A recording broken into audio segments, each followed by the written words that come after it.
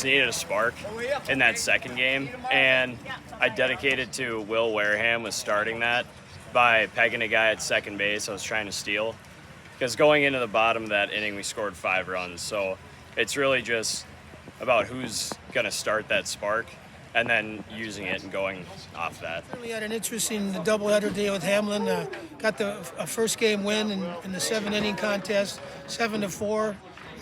We were kind of controlled that the whole time, but it was certainly a close game, and we got a couple late in the ball game to secure. We got a home run, I think, late in the ball game that helped us go up by 2. Then we added a third a run that put us up 7-4.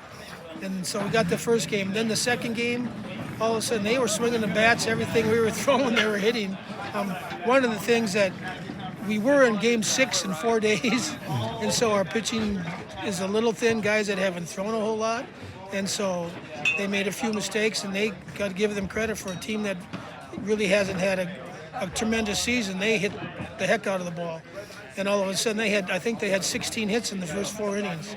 And we were down at that time 11-3.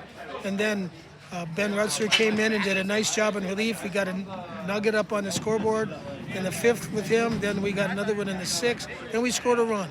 Then we scored 2 runs the next inning. Then we scored a crooked number. We got 5 in the bottom of the 8th.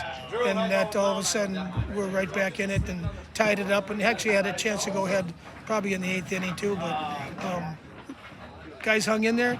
These are the kind of things you come back to have a good season and then a really great season to go off and to make playoffs. You got to come back and win games. When sometimes it doesn't seem like you got a chance. It's the old saying. You used to have an old coach that used to say it's kind of like reminded him when he was a kid and they were. A boxer, Joe Louis, was boxing in the 30s and 40s, and he said sometimes you got to get up off the floor no matter when you can't.